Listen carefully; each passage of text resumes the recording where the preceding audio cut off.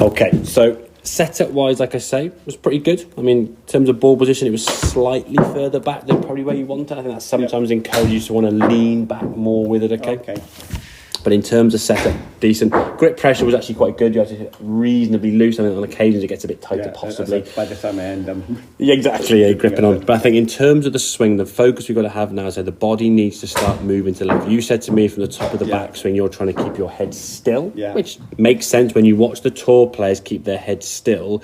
They're not trying to keep it still. They know that when that club comes whizzing down this way, there's energy the other direction. Every action's got an equal and opposite reaction, So what every golfer gets told, keep your head down, is the worst thing you can do, Because you'll stand there, try and keep your head down and still. As you swing down with your arms, your head then gets thrown backwards, And then when you slowed it down, it fixed the head problem, then the ball goes nowhere. So the three myths we said, keep your arms straight, tension creeps in, keep your head down, slow it down, doesn't really improve your golf. It might mask the fault slightly, but it's not really improving the game, okay? So what you've got to do from this position now is get that sensation that you're actually moving in to that line there with the body, the hips, the knees and so on. So you practice up against that wall, moving into that line, moving to that left side, okay? You can see on this one now, that yellow line would represent where you want your body to be. You rotated your hips, as that golfer said to you, which is correct, but you see now you sort of get nearish to it about here,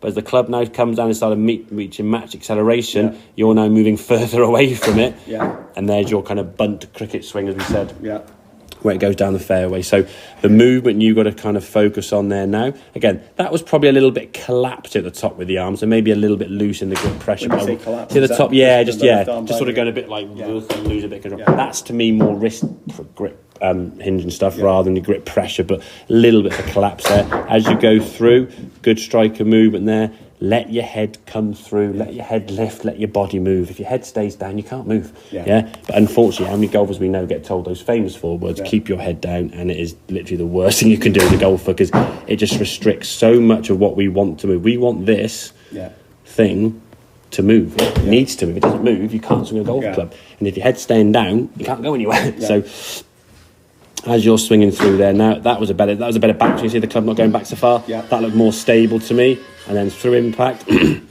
in a much better position there. We're starting to move towards that left side.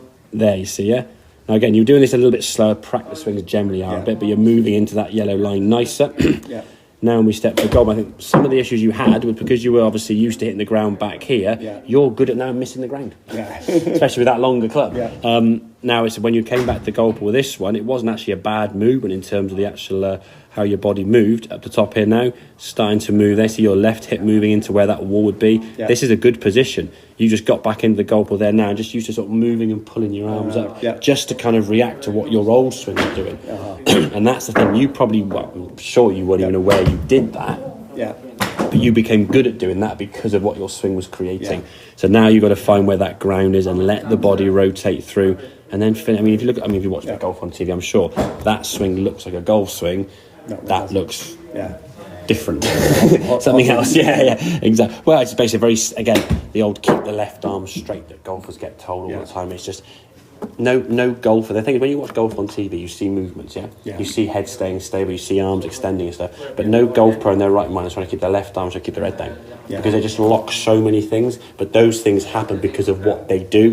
So a lot of things you're seeing with golf swings are basically side effects of a movement created around sort of physics and stuff that you produce on the golf swing.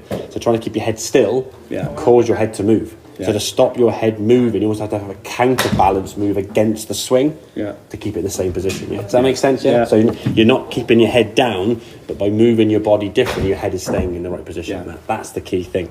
But it's allowing the body to move and get more onto that left side there, getting a much more efficient impact position there. You can see there compared to where you were back there. I mean, I'll clear that line away. That one now is through there, through your left foot there. You just haven't got to your left side enough. So your low point's too far behind the golf ball.